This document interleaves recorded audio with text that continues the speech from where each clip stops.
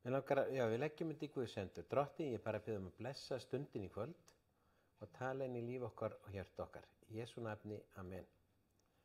Mér langar að byrja á að lesa vers sem í Jeremía 31, mjög merkileg vers. Ég hló svo mikið ég sá þau fyrst, en þau eru svona. Á þeim dögum verður ekki lengur sagt.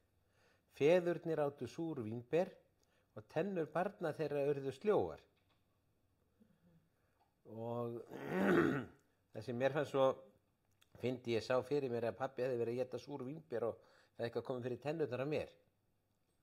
En svo þegar við lesum þetta vers betur, þá kemur í ljós að þetta er eitthvað sem fólk sagði sín í milli. Á þeim dögum verður ekki lengur sagt, það þýðir að það hefur verið sagt. Fólk var að segja þetta. Feðurnir áttu súr vínber og tennubarna þeirra eru sljóar. Og af hverju voru menn með þetta orðatiltæki? Þetta er sagt við mjög sérstakar aðstæður. Nokkrum áratugum áður hafði sem sagt erlendur her tekið land þeirra og flutt íbúan í burtu. Þeir voru bara fjarlægðir. Og það farið með þá til Babylon sem er aðeins austar, svona nálægt það sem Írak er í dag. Og þá byrjuðu menn að segja, af því að feður okkar synguðu gegn Guði, af því að feður okkar gerðu ranga hluti, þá þurfum við að taka afleiðingum gerða þeirra. Það sem þeir gerðu er vandamál okkar í dag.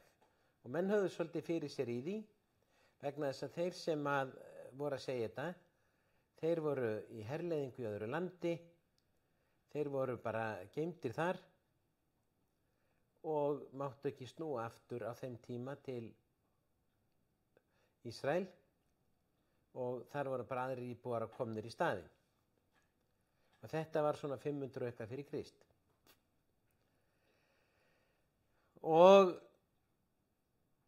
En spámaðurinn segir, það koma aðrir dagar, það koma aðrir tímar, þar sem þessi lögmál gilda ekki. Þar sem að það sem kemur fyrir okkur er ekki háð því sem að kom fyrir foreldra okkar eða ættingi okkar og ekki háð því hvað þau hafa gert, heldur sköpum við okkar framtíð sjálf. Og þetta er gríðarlega mikilvægt að Biblían boðar við sköpum okkar eigin framtíð. Og svo segir spámaðurinn áfram, nei, sérhver mun deyja vegna eigin sektar. Hver sá sem étur súr vínber fær sljóar tennur. Ef við borðum súr vínber, þá fáum við sljóar tennur, ekki neinir aðrir. Og þetta er líka athyglisvert í ljósi þess að í lögmáli Móse var talað að syndir feðrana getur komið niður á börnunum. En það sem að feðurnir gerðu rétt myndi koma sem blessun til barnana enn meira heldur en koma gagnast börnunum enn meira heldur en hugsanlega syndir. Það var miklu sterkara, miklu meiri blessun, það var sterkara en afleiðingar synda feðrana, en þetta var sagt.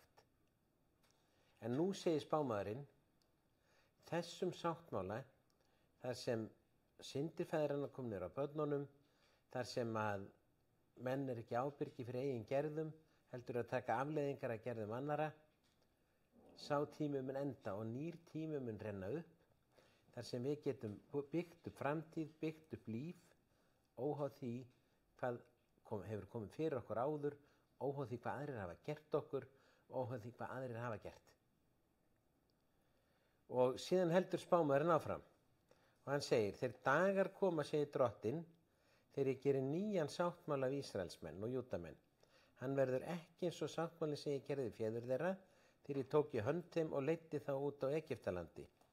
Hundurinn var að slökkva ljósið, sko. Þannig að hann er að skipta sér af. Og þeir rufu sáttmála við mig þótt ég veri herra þeirra, segir Drottinn. Þannig er sáttmáli sem ég mun gera við Ísraelsmenn þegar þessi dagar eru liðnir, segir Drottinn. Ég legg lögmál mitt þeim í brjóst og rita það á hjörtu þeirra. Ég verð Guð þeirra og þeir verða líðuminn. Enginn mun framar kenna landa sínum og bróður að segja þekki drottinn. Allir munu þekkja mig, bæði stórir og smáir, segir drottinn. Ég mun fyrirgefa þeim sekt þeirra og minnist ekki framar synda þeirra.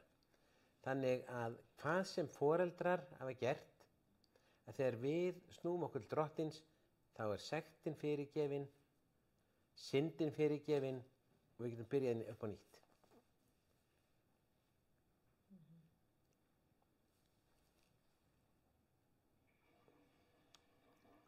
Þetta er alveg ný hugsun hjá gyðingunum, að þegar í sáttmálunum sem höfðu gert var sagt að syndir feðranna getur komið niður á börnunum, en Guð segir ekki í nýjan sáttmála, það er fyrirgefning, það er allt kvittað út og hver tekur ábyrgð á eigin gerðum og þarf ekki að þola að bera ábyrgð á gerðum annarra.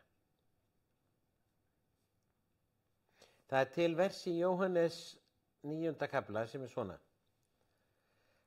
Á leið sinni sá Jesú mann sem var blindur frá fæðingu. Lærisveinar hans spurðan, Rabbi, hvort hefur þessi maður syndgað eða foreldrar hans fyrst hann fæddist blindur? Jesú svaraði, hvorki er það því að hann hafi syndgað eða foreldrar hans, heldur til að verk Guðs verði opinber á honum. Og síðan læknaði hann mannin. Og hvaða skref tökum við til að ganga inn í framtíð sem við sköpum okkur sjálf? Fyrsta skrefið, það er að taka á móti Jesú Kristi, hleypa honum inn í líf okkar, endurfæðast. Og hvernig er það nú gert? Það er bara, Páll segir í Rómverjabréfinu, 10. kafla, ef þú játar að Jesús er drottinn, það er að segja, þú gefst honum á vald, gefst honum á vald með viljaðinn og líf þitt, ef þú játar Jesús er drottinn og trúir í hjartaðinu að Guð hafi uppvakið hann frá dauðum, hann lífi í dag sem sagt, þá gerist eitthvað verk innra með þér. Guð fæðir upp á nýtt hið innra, þú verður hans barn og þú eignast eilíft líf. Og þetta er fyrsta skrifið sem við tökum og það mikilvægasta. Og þú getur, bara hvenær sem er sagt, Jesús, þú ert minn drottinn og ég trúi þú lifir í dag, og þegar þú meinar að verði þinn drottinn, gefst honum á vald, þá gerist undrið og kraftaverk innra með þér á þeirri stundu. Og þá hefur verið stigið skref, segir Biblían, frá dauðanum til lífsins. Næsta skref er að gefa Guði veikleika sína, gefa Guði syndirnar sínar, gefa Guði mistökin sín. Allt sem hefur farið úrskeiðis. Guð er ekki þreyttur á okkur. Það segir mér í Biblíun að Guð þreytist aldrei. Guð lýgist aldrei. Hann gefst aldrei upp og hann verður aldrei leiður á okkur. En Biblían segir að það sem er sáð, að þegar við tökum allt sem er að í okkar lífi, þegar við tökum allt sem er farið úrskeiðis í okkar lífi, þegar við tökum öll mistökin okkar, allt sem við skömmust okkar fyrir, all heimskupur okkar, allt sem er ángra okkur, og afhendu það Guði, þá tekur Guð það og býr til eitthvað stórkostlegt í staðinn.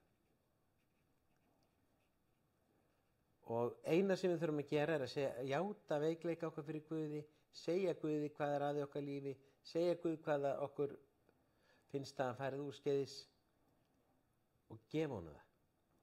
Ekki til þess að fórnarlambsauða sig, ekki til þess að lifa í einhverri fortíð, heldur til að afhenda hana honum og kveðja hana. Og það er svona frásögn í Biblíunni, þar sem tollendummaður var að biðja, sem þeir voru alveg rosalegir, þeir unnu fyrir Rómverjana, sem var hersetulið í landinu, og það var til dæmis ekki sögur og síðar í heimstyrjöldinni hvað að fara illa fólk sem hafði unni fyrir Þjóðverja þar sem þeir hafði hernumið þjóðir. Þeir urðu aldeilis fyrir aðkasti og voru hataðir og þeir sem unnu fyrir Rómverjana voru innheimta skatta fyrir þá, þeir voru hataðir, enda voru þeir á prósentum. Svo þeim var mjög andum innheimta sem mest skatta og þeir eru oft bættu þeir við og stungu í eigin vasa. Og þarna var tollimtumaður sem var með þetta allt á bakinu. Hann átti kannski fullt af peningum og flottur kall þannig, en hann var líka svona lagður í einelti þann átt að fólk vildi ekki þekkja hann. Það kemur fram í Biblíunni að gyðingar vildi ekki borða með svona fólki, ekki fara inn í húsið þeirra. Og það var allt vitlaust einu sinni þegar að Jesús mætti í veislu hjá tollimtumanni. Og þá var sagt, þú ert að snæða með tollimtumönnum og syndurum. Og hann sagði, ekki þurfa heilbrigðir að eknisvið, heldur þeir sem sjúkir eru. Og einni sögu sem Jesús sagði, það var tollimtumaður sem sagði við Guð, vertu mér syndugum líksamur. Og hann gat ekki einu sinni hort upp. Hann leið þannig. Og hann kom til drottins með líðan sína, tilfinningar, synd sína, skömm sína og höldi ekki neitt. Og það er það sem Davíð konungur gerði. Davíð konungur hafði framið alveg svívirðilega glæp, en hann var maður með mikla samvisku og réttlætiskennd, þannig að það var svo erfitt fyrir hann að bera það sem hann hafði gert. Hann var ekki siðblindur, heldur þvert á móti. Og þetta var hann gríður og hans lýsir því að hann leiði eins og bara hann var að þotna upp og verða engu. Hann sem sagt svaf hjá konu sem var gift, og lét síðan drepa manninn hennar. Já, það er komið til leiðar henni drepinn í bardaga. Já. Af óvinnunum, en það var engu að síður, hann sá til þess. Og þetta var bara alveg rosalegur glæpur. Já. Og glæpur í dag, glæpur þá. Já. Og hann var að gera þetta af því að kona var ófrísk og hann vildi ekki kemist upp að hann eftir barnið. En það sem og hann bara segir að lífsþorsti minn, hann bara þvarri eins og í sumarbeiskju.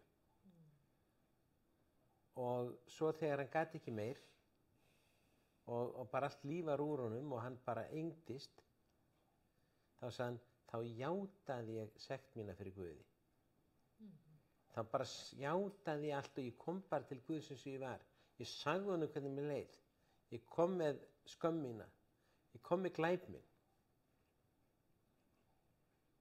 Og þá upplifði þetta kraftaverk að Guð reista mig aftur.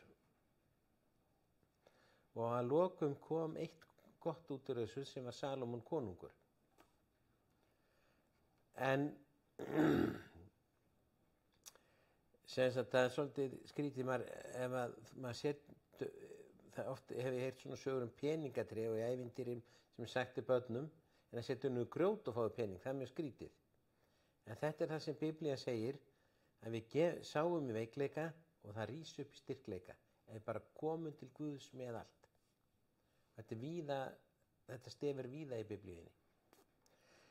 Skref 3 er að snúa sér frá ótta.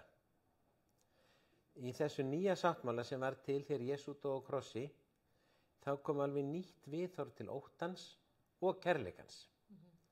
Í lögmálinu var reglan svona: elska skaltu drottinn allu hjarta, sál, mætti og huga. Og þetta er kallað æðsta boðorð í lögmálinu og Jesú var spurður hvað var æðsta boðorð í lögmálinu og hann segði það er þetta.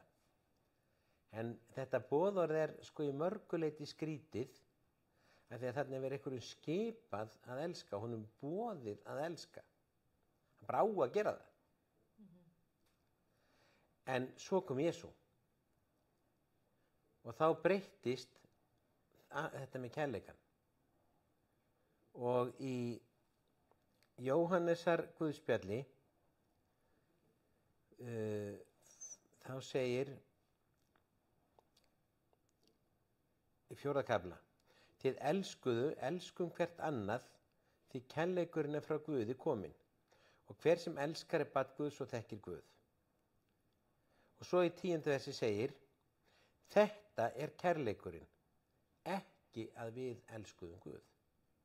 Í lögmálinu var boðorðið, elska skaltu drottinn Guð öllu hjarta, sál, mætt og huga. Í nýja sáttmálanum er kærleikurinn ekki að við elskuðum Guð. Og hvað er hann þá? Ef hann er ekki það að við elskum Guð, hvað er kærleikurinn þá? Og svo lesum við áfram. Heldur að Guð elskaði okkur og sendi son sinn til að vera friðþæging fyrir syndir okkar. Hver gefur barn sitt upp fyrir glæpamenn? Hver gefur barn sitt upp til þess að hreinsa til að hjálpa þeim sem hafa gert ranga hluti? Enginn, nema Guð. Hann gaf sinn enga son vegna þess sem við höfum gert rangt, ekki rétt. Þetta er kærleikurinn, að Guð elskaði okkur og gaf son sinn. Og svo koma mjög merkileg vers. Enginn hefur nokkuð tíðan séð Guð. Ef við elskum það er oft talað í Biblíunum að Abraham talaði við Guð og Elía var á fjallinu og Guð talaði við hann og Guð birtist þessum og Guð birtist hinnum. En þegar er sagt í Biblíunum enginn hefur séð Guð, að þá hefur enginn séð Guð í allri sinni dýrð, því allt sem að ekki er eilíft og varanlegt, allt sem er hverfult, eins og líkam okkar og jörðin, það myndi ekki standast dýr Guð sem átt. Enginn hefur nokkuð tíðan séð Guð. Ef við elskum hvert annað, þá er Guð birti sjálfan sig meðal annars í Jesú Kristi. Ef við elskum hvert annað, þá er Guð í okkur og kærleikur hans fullkomnur okkur. Guð hefur gefið okkur anda sinn og svo framvegis. Og svo segir Guð, við þekkjum kærleikan sem Guð hefur okkur og trúum á hann. Og nú snýst þetta ekki lengur að kærleika okkar til Guðs, heldur að þekkja kærleika Guðs til okkar. Og hvernig er kærleikur Guðs til okkar? Hvernig þekkjum við hann? Og það útskýrir Jóhannes líka. Hann segir, Guð er kærleikur og sá sem er stöðugur í kærleikunum er stöðugur í Guði og Guð stöðugur í honum. Hvað er átt við að vera stöðugur í kærleikunum ef kærleikurinn er ekki að við elskuðum? Hvernig er maður þá stöðugur í kærleikunum? Ef kærleikurinn að Guð elskuð okkur, hvernig erum við stöðugur í kærleikunum? Lesum áfram. Fáum við elskað og lifað eins og Kristi lifði hér á jörð, verðið full djörfungar að degi dómsins. Ótti er ekki í elskunni, fullkomin elska rekur út óttann. Með öðrum orðum, þegar við hættum að óttast það að Guð sé á móti okkur, þegar við hættum að óttast að Guð sé að vera að refsa okkur, þegar við hættum að vera óörugg gagnvart Guði, þá verðum við stöðu í kærleikunum vegna þess að þá erum við að meðtaka það að Guð elskar mig. Þetta er þriðja skrifið sem við erum að taka, að meðtaka það að Guð elskar mig sama hvernig ég er.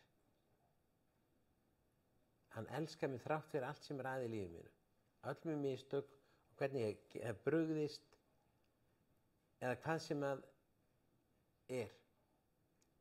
Þannig að vera stöðugur í kærleikunum er að losa sig við hræðsluna við Guð.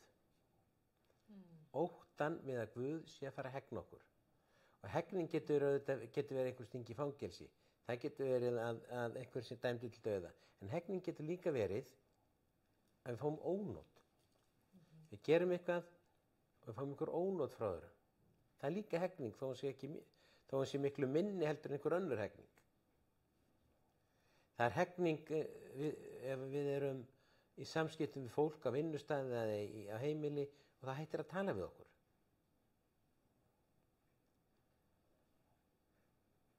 Og þá fyllistu ónotum. Og þá getur okkur líðið illa þegar við búumst við að fá það aftur. ótti við leiðileg viðbrögð. En hér er sagt að þegar við búumst bara við kærleika frá Guði, búumst bara við því besta frá honum, reiknum ekki með því að hann sé að fara að hegna okkur, þorum að koma til þess eins og verum með all okkar breyskleika, all okkar syndir, þá erum við stöðug í elskunni. Af því að þá erum við að meðtaka elsku Guðs til okkar, að það kærleikur ekki lengur að við elskuðum Guð, heldur hann elskaði okkur. Þetta er gríðarlega mikilvægt skref, því að þegar svo stund kemur að við trúum því að Guð meðtaka okkur eins og verum, elsku okkur eins og verum og hann sé ekki að fara að hegna okkur, þá kemur svona allt önnur tilfinningi í líf okkar, hefur áhrif á allt okkar tilfinningalíf, all okkar hugsun, all okkar líðan, jafnvel svefnin okkar og hvað sem er, það bara verður allt öðruvísi. Og þá fara samskipti okkar með sem annað fólk að breytast. Börnin okkar, maka okkar, vinnufélaga, það bara gerist eitthvað alveg rosalegt innra með okkur.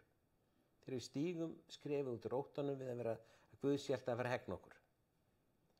Eða með ónoti í okkur, eða fíl út í okkur, eða blessa okkur ekki 3 daga því við gerum þetta. Og svo segir nefnilega, kemur lykilvers sem í 18. versi, í 4. kafla 1. Jóhannesarbréfs, ótti er ekki í elskunni. Oft er talað að elska er að hatur sé andstöðan við kærleika, það er rétt, en andheitið, alveg svo hvítt er andheitið svarts, er ótti. Biblían stillir upp kærleika og ótta sem sé 180 gráður frá hvort öðru. Það sem er ótti, þar er elskan ekki fullkomin.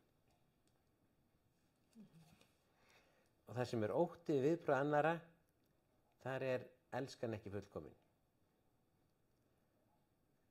Það er bara þannig.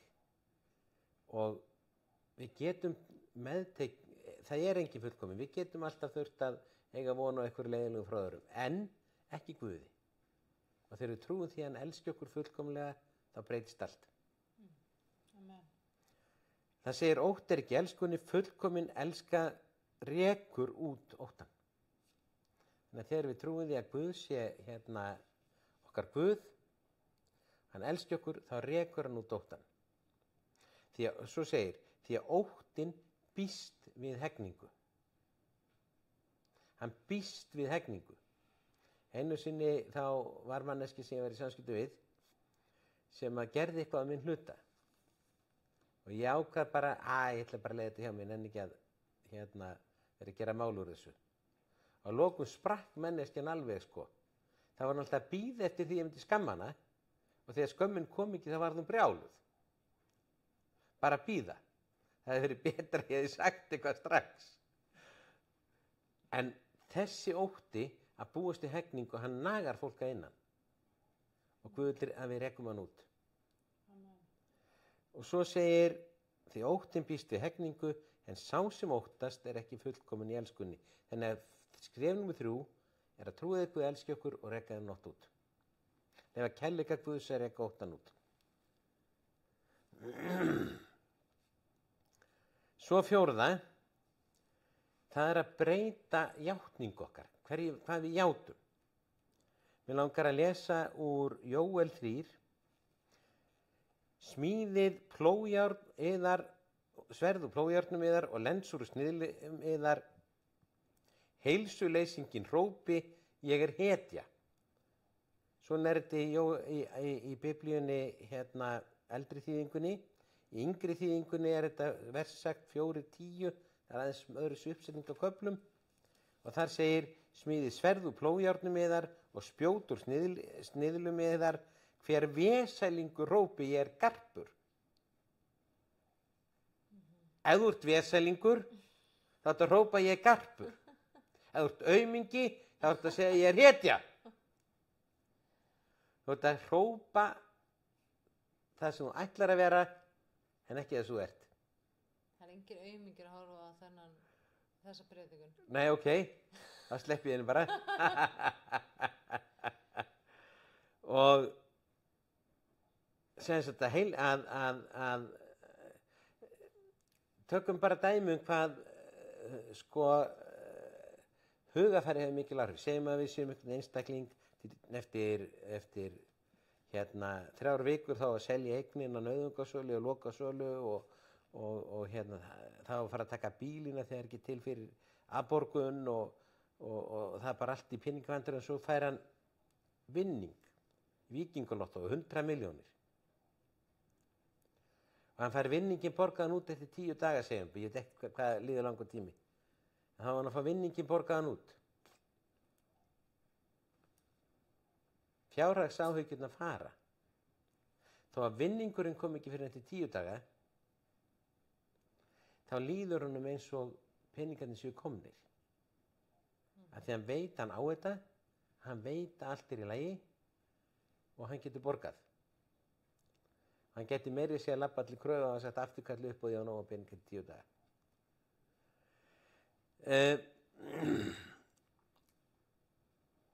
Þegar við tölum út þá framtíð sem við ætlum að sjá, eins og hún sé orðin, þá byrjar eitthvað að gerast í hug okkar. Okkur fer að byrja að líða eins og það sé orðið, jafnvel þó að prósessin sé ekki nema rétt að byrja. Og við það okkur fer að líða þannig, þá gerist tvennt. Það hefur annars vegar áhrif á þennan andlega heim, sem aftur hefur áhrif á okkar kringumstæður. Ég ætla ekki að fara út í það núna, ég hef ekki tíma til þess. En það hefur líka áhrif á allt innra með okkur og þannig að við förum að byrja að skapa það. Við förum að skapa nýjar kringumstæður. Og þetta er gríðarlega mikilvægt og Biblían segir ekki tala við niður. Ef þú ert aumingi, ekki segja það, segðu ég er hetja. Ef þú ert veselingur, segðu ég er garpur. Og þegar við byrjum að tala þetta, fer eitthvað í gang. Þó Guð væri ekki, kemur hvergi nærri, þá myndi samt eitthvað vera í gang. En með Guði þá fer margfalt meir í gang. Þannig að þetta er bara grundvallaratriði að lifa í von. Að lifa í því sem við ætlum að sjá, en ekki því sem er í dag. Það segir í Biblíunni að vegna þeirra gleði sem myndi bíða Jesú, þegar hjálpræðisverkinu verið lokið, þá leið hann þolinmóðlega á krossi. Og þannig að Guð vill gefa okkur tilfinningun og líðanina yfir því sem að gerist við endagangana, að gefa okkur líðan og tilfinningar eins og sé búið að gerast. Og þá fer allt í gangi innra með okkur og hlutirnir verða allir betri og hugafæri breytist og líðaninn og allt saman.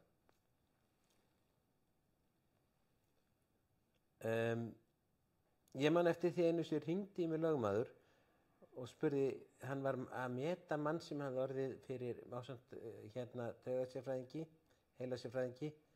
Hann var að meta mann sem hafði fengið bómu í höfuðið. Og vandamáli var að eftir að þetta slys, þá var ákveðin hluti sem hann gat aldrei gert. Og svo var verið að meta afleiðingar slysins og þá sagði taugasérfræðingurinn, bóma lenti hérna einhverjum ákveðnum stað á höfðinu, það er ekki séns að hún hafi getað valdið því hann gæti ekki gert það sem eitthvað ákveðið. Það er fullt afleiðingu fyrir manninu, það var einhver ein ákveðin afleiðing sem heilasérfræðingurinn sagði, það er ekki séns. Það getur verið afleiðingar þessu höggi. Þetta er allt öðrum stað í heilunum. En af hverju gat hann ekki gert það? Það var að því að einhver læknir hafði sagt við henni í byrjun, hér eftir myndi ekki geta gert þetta. Hann trúði því og gat það gert það. Og lögfræðingurinn sem þannig var, hann spurði mig, hvað á ég að gera lögfræðilega? Vegna þess að hann getur þetta ekki í dag, það er ekki hægt að færa þetta tilbaka. Hann er búinn að trúa þessu svo lengi. Ég reyndi að trúi því að sé hægt að færa það tilbaka, en þetta var það sem stóði frammi fyrir. Hann bara misti hæfileikan til að gera ákveðna hluti að það var sagt við hann að geta það ekki. Það er rosalegu máttur í því sem við segjum og trúum og tölum út. Og það er mjög víða í Biblíunni talað um 8 orða okkar. Og þetta tengist voninni. Þegar í Biblíun talar um von, þá er ekki verið að tala, já, ég vona nú að þetta fara að gerast. Ég vona að FH verði Íslandsmeistari eitthvað í þeim túr, sko. Það er ekki það sem er átt við þegar að vera að tala um von. Það er verið að tala um eitthvað sem að mun gerast í framtíðinni, annarkvort ef við höldum út og gefumst ekki upp eða gerist no matter what, það er von.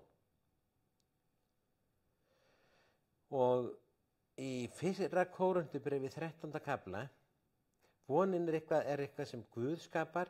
Guð er kærleikur, Guð er trú og Guð er von. Hann er það.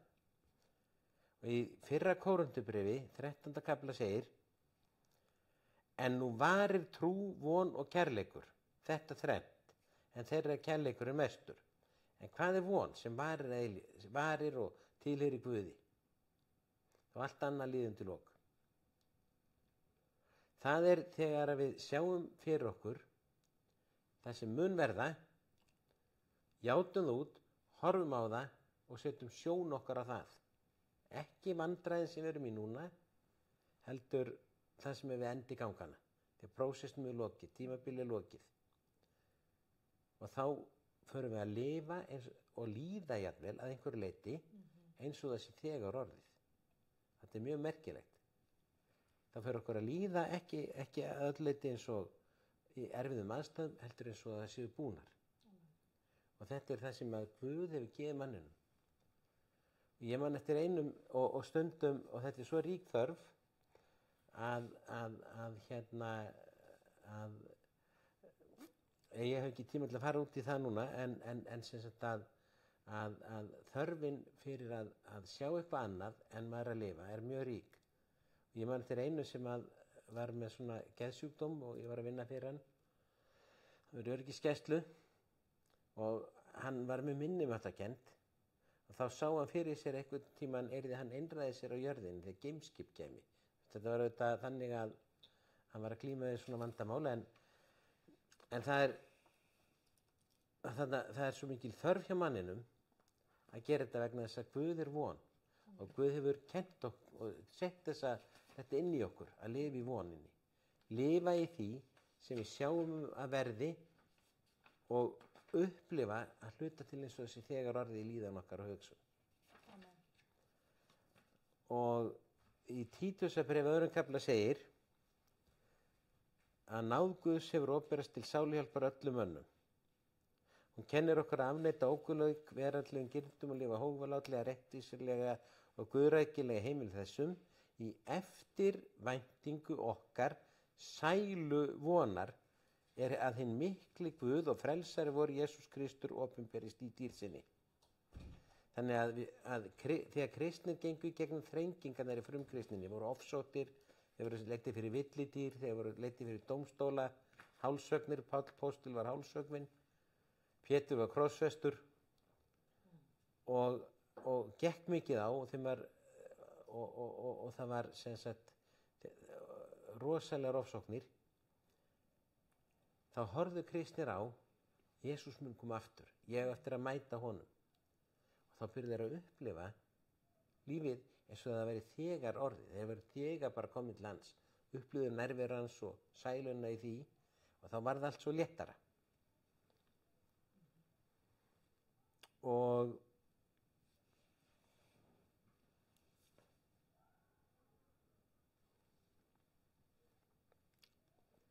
þannig ef við förum yfir þessi 4 skref, þá er það að segja Jesús, þú ert minn drottinn og Guð og ég tilheyri þér og ég trúi þegar þú lifir í dag, þá gerist kraftaverki innra með okkur, við erum tekin inn í ríki Guðs og fæðist nýtt líf innra með okkur, eilíft líf.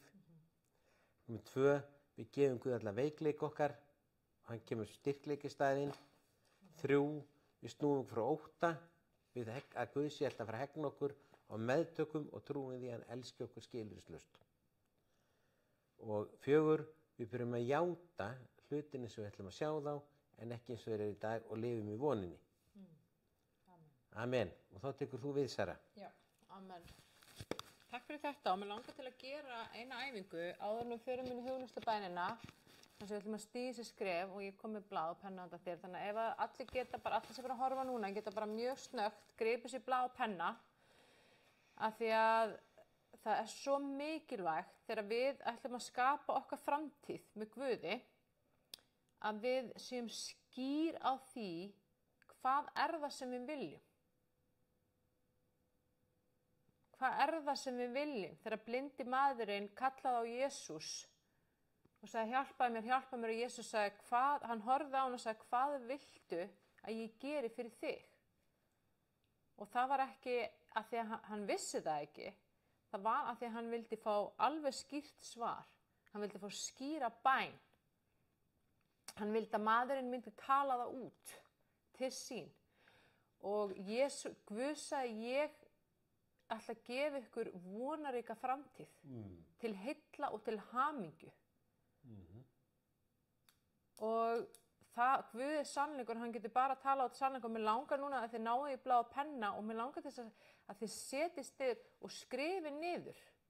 Hvað er það sem þið viljið fá inn í ykkar framtíð? Og þá vil ég skrifa í nútíð eins og þessi þegar orðið með jákvæðum formerkjum. Þannig að þá segir sér svo að einhver sé að glíma mjög mikið kvíða, þá ætlum við ekki að skrifa mig langar að hafa minni kvíða. Það er bara svona, það er mjög veikt, það er með neikvæðum formerkjum, þá skrifum við ég er algjörlega frjáls frá kvíða. Eða ef við erum að glíma við eitthvað sjúkdóm, þá segjum við ekki mig langar að vera aðeins skárri. Heldur segjum við, ég er læknuð, ég er læknaður af þessu. Ef við viljum að fjárhagurinn rétta fjárhaginn okkar, þá skrifum við helst bara nákvæma lýsingu á því hvernig fjárhagurinn okkar er þegar hann er orðinn eins og við viljum hann sé. Eins og sé þegar orðið í nútíð. Það getur verið eitthvað sem tengist fjölskyldun okkar, eitthvað sem tengist sambandun okkar við okkar nánustu.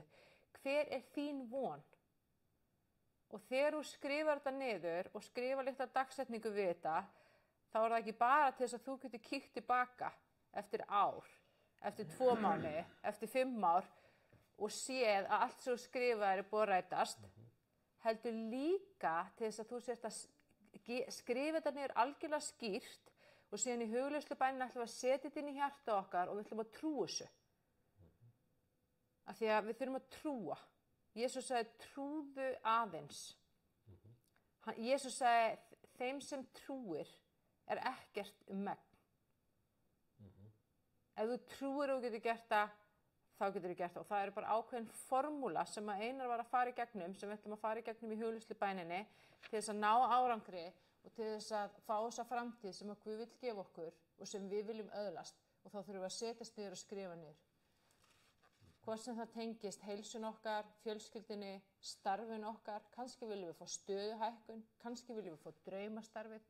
Hvað er það sem að þú vilt fyrir þína framtíð ef að þú ert ekki skýr á því hvernig á Guð að geta stigið niður og hjálpa þér að öðlast það sem að þú þráir að öðlast.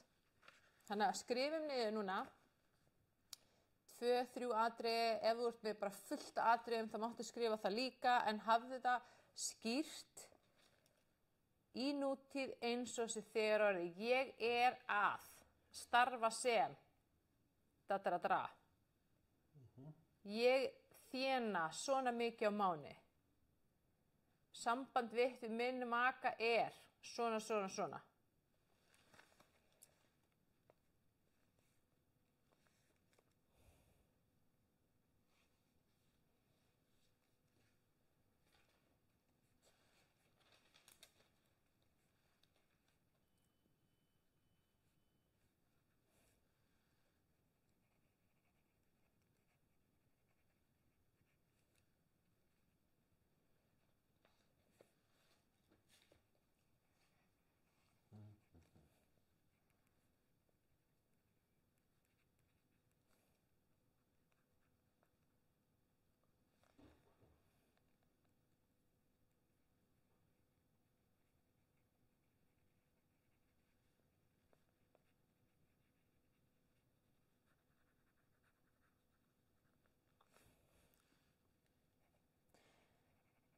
Svo langar mig til þess að biðja ykkur að hafa þennan miða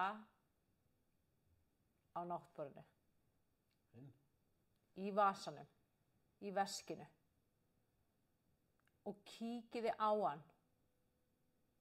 Lesið hann yfir á morgnana, lesið hann yfir á kvöldin og ég get sagt ykkur ef ég gerir þetta daglega þá mun hröðunin í þeirri sköpun sem að eiga sér stað innan með ykkur margfaldast. Af því að þið eru alltaf að hugsa þetta, þið eru alltaf að setja fókusin á þetta, ímyndið ykkur lífið, hvernig það og hvernig ykkur líður þegar að þetta þegar orðið, þessi framtíð. Og ef þið hafið ekki hugmynd hvað þið viljið, þá bara setjist þið niður með Guð og í samtal við hann og spyrja hann, heyrðu, hvað vil ég? Ég hef ekki hugmynd hvað ég vil, ég veit ekkert. Eða bara allt í lífinu er svo frábært, ég veit ekki hverju ég geti bætt við, þá getur spurt Guð. Eða þá bara allt í lífinu mínu er algjör klúðri og ein bruna rúst. Þú veist, ég veit ekki einu sinni hvar ég á að byrja. Guð sýnir hvar átt að byrja. Og það er líka bara mjög góð leið, af því að Guð vill gefa þér vonaríka framtíð til heilla og til hamingju. Og þið getið komið aftur að þessum lista, hvenær sem þið megið bæta á listan, en það sem að þið skrifuð niður núna er það sem við ætlum sérstaklega að setja inn í hjarta okkar og játa út og biðja Guð að hjálpa okkur með. Amen. Þá ætlum ég aðeins að minnka hérna ljósið í hugleiðslubæninni, svona. Þá ætlum við að taka svona 10 til 12 mínútur í hugleiðslubæn, þar sem við ætlum að fara í gegnum þessi skref sem að Einar nefndi í predikuninni. Við ætlum að játa Jesús sem drottinn fyrir þá sem hafa ekki stigið það skref ennþá, sem er frumtilgangur okkar, frumtilgangur alls mannkyns. Og þegar það gerist, þá fáum við anda frá Guði og hans kraftur byrjar að verka innan með okkur. Síðan ætlum við að fyrirgefa fortíðinni og öllu þessu gamla neikvæða úr fortíðinni, við ætlum að afhenda þetta allt til Guðs. Við ætlum að losa okkur við allan ótta við hegningu og refsingu og taka við fullkomnum kærleika Guðs inn í okkar líf, inn í okkar hjarta og inn í okkar sál. Og síðan ætlum við að taka þessa von sem við skrifum niður og setja hann inn í hjarta okkar og velja að trúa henni, sjá hana fyrir okkur og þá byrjar bara kraftur Guðs að verka rosalega kröftulega innan með okkur í að skapa það framtíð sem við viljum öðlast. Amen. Þá ætlum ég bara að bjóða þér að koma þér þægilega fyrir, hvort sem þú situr eða liggur, bara koma þér þægilega fyrir og í Jesú nafni þá legg ég þessa hugleiðslubæn í þínar hendur, Drottinn. Ég þakka þér fyrir að hvert orð sem ég mæli kemur frá þínum anda, Jesús. Og ég bara þakka þér fyrir að þú hefur spurt hvern og einn sem að hlustar á þessa bæn til þess að öðlast trú, fullvissu og von til þess að öðlast nákvæmlega það sem að viðkomandi þráir að öðlast. Og þið megið bara endurtaka þessa bæn í ykkar hjarta, hvert og eitt.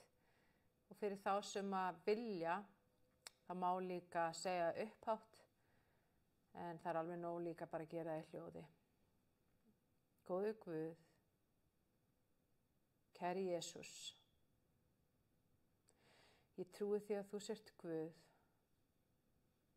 Ég trúi því að þú getur allt.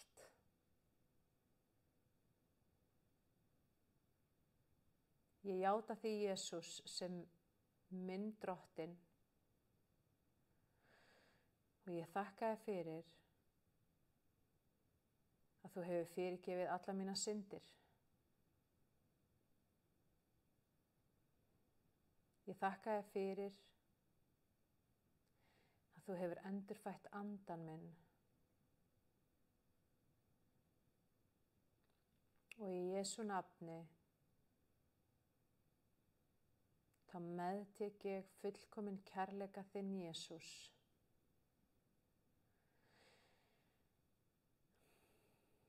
Þegar ég hleypi þér inn í hjarta mitt núna,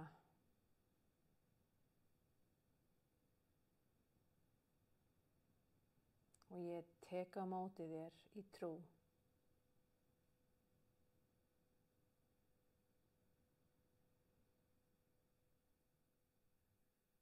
og ég ætla að biðja að ímynda þér að þú sjáir sjálfan þig fyrir þér í huganum, standa í ljósi Guðs, og þú horfir tilbaka á alla þína fortíð.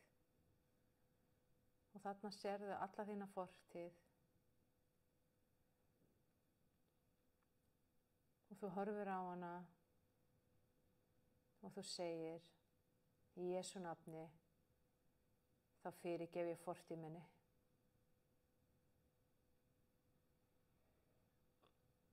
Og síðan ætla ég að biðja að ímynda þér að þú takir allan þennan pakka og bara afhendir þetta, lyftir þessu upp og afhendir þetta inn í ljósið til Guðs og segir takk Guð fyrir að taka þetta burt. Takk fyrir að lækna fortíðina mína. Og hún svona hverfur inn í ljósið og eftir sitja demantar og gimsteinar og gull sem viska, reynsla, styrkur, sem blessun, hugrekki og kraftur frá Guði. Og ég ætla að biðja að ímynda þér og takir þennan fjársjóð, tínir hann upp og setur hann inn í hjartað þitt. Og segir takk, Jesús.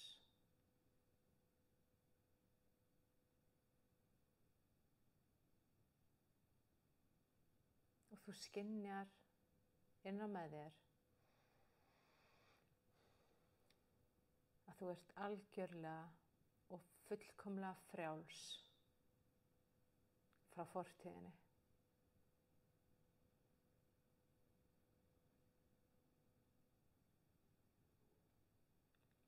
Og ég ætla að biðja að sjá sjálfa þig fyrir þér, snúa þér við og horfa til framtíðar. Og þú segir í hjartanu, Jesús, ég tek við þinni framtíð fyrir mitt líf. Og ég þakka þér fyrir að þú hefur gefið mér vonaríka framtíð sem full af heilbrigði, hamingju, frelsi, allsnægtum, gleði, kærleika,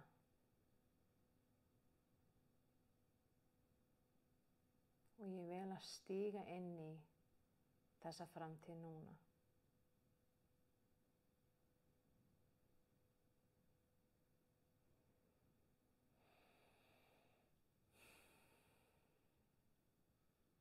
Og það svo gott að þú finnur fyrir svo miklum létti innra með þér, svo mikil léttir í hjartanu. Það svona eins og þungur fargi sig að þið létt, eins og að það sé ekkert eftir úr fortíðinni nema þetta góða og heilbrigða og stórkostlega sem að lyftir þér upp. Og þú finnur þessa fullvissu í hjartanu að hér eftir verður allt léttara, skemmtilegra og betra.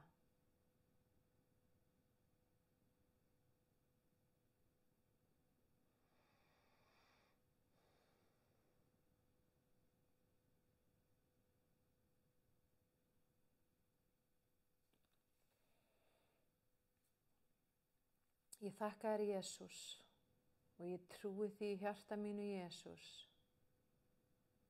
að þegar þú dóst á krossi, þá tókst þú á því alla hegningu og alla refsingu frá upphafi. Svo ég þurfti ekki að gera það.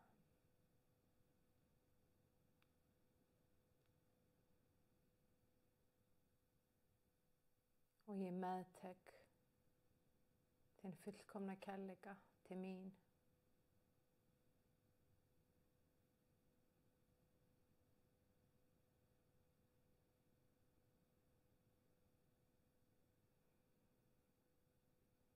Í Jesú nafni. Og trúi ég því að þinn fullkomni kærleikur hafi rekið út allan ótta. Hann er farinn og hann getur ekki komið aftur tilbaka.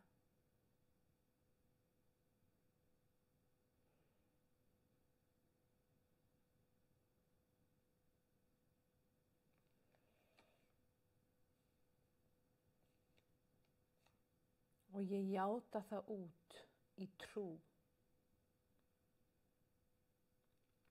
að þín fullkomna elska, Jesús, lifir í anda mínum, í hjarta mínu,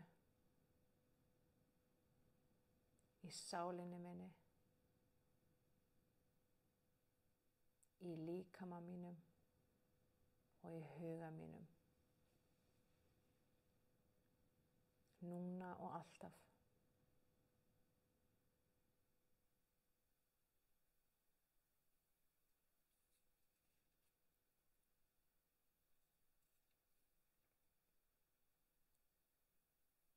Og í Jesú nafni þá varpa ég frá mér allri óheilbrigðari ábyrgð. Núna, takk þetta Drottinn.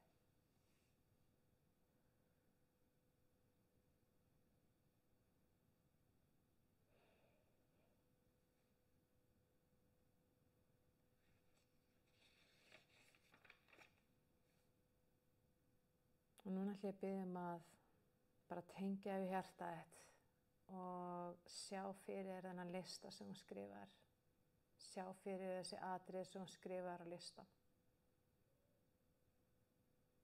Og ég ætla að biðja að ímynda þér og taka þetta. Og hún setur þetta inn í hjartað þitt. Og þú segir, ég trúi því að þetta sé þegar orðið. Í Jesú nafni.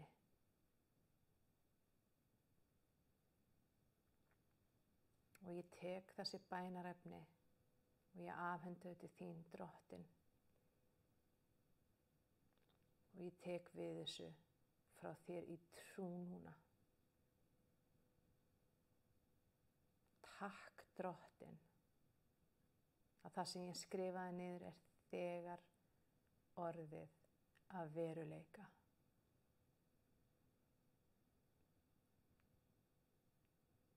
Nú ætla ég að biðja að ímynda, ég ætla að biðja að velja eitthvað eitt eða sjá þetta allt fyrir þér samhliða. Ég ætla að biðja að ímynda þér að það sé þegar orðið. Hvernig lítur þetta út? Hvernig líður þér? Hvaða tilfinningu finnur þér fyrir? Ég ætla að biðja að taka bara smástund núna að sjá þetta fyrir þér og finna fyrir tilfinningunum sem fylgja þessari sýn.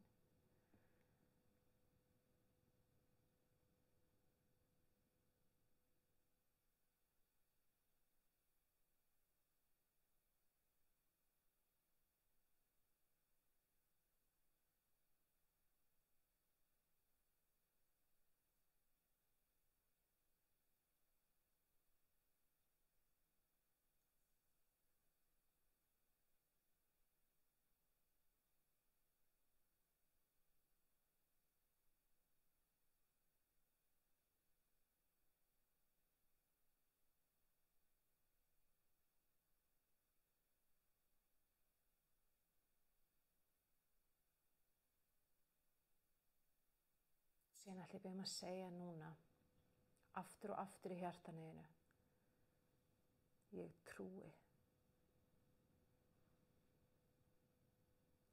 trúi þessu. Ég veit þetta er satt. Ég er algjörlega sannfærður að þetta sé þegar orðið. Þetta er að gerast.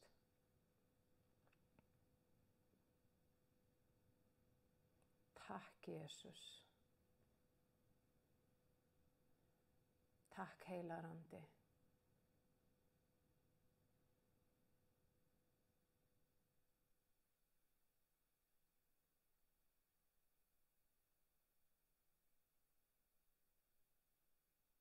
Takk, heilagur andi, að þú kemur því til leiðar sem ég trúi í mínu hjarta og biðji um.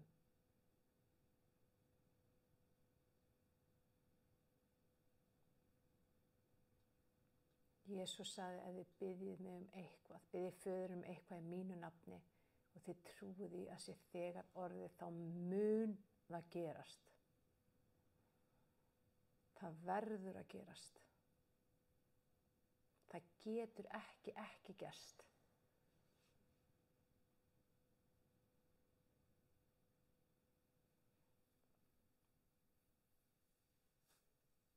Og núna ætla ég að biðja ímyndaðir og takir hana miða og setur hana á náttborðið þitt. Og ég ætla að biðja að sjá fyrir þig núna á hverju einasta kvöldi þegar þú lögst eða lagstur upp í rúm, þá kíkir á miðan og þú lest hann yfir.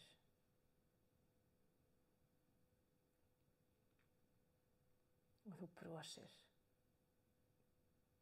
Á hverjum einasta morgni, þegar þú ert nývöknuð eða nývaknaður, þá kíkir á miðan og þú lest hann yfir og þú brosir.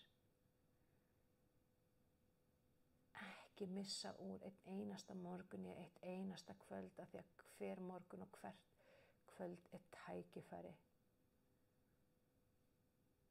Guð hefur gefið þér hlutdeild í dýrðarmætti sínum. Guð hefur gefið þér vald og hann hefur gefið þér val til að skapa og móta þína eigin framtíð. Og Guð er engin hlutur megn.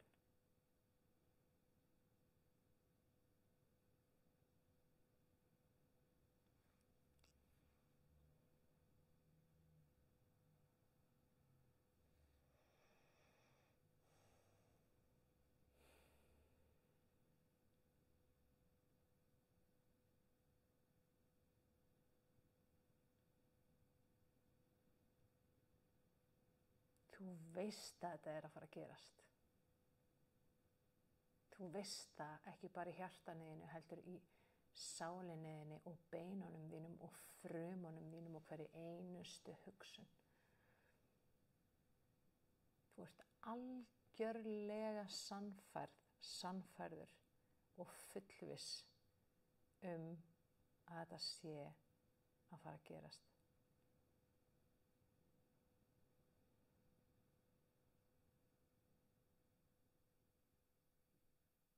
Í Jesú nafni, amen.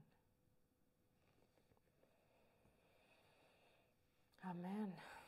Þú finnur fyrir létti og gleði og hamingju með þér.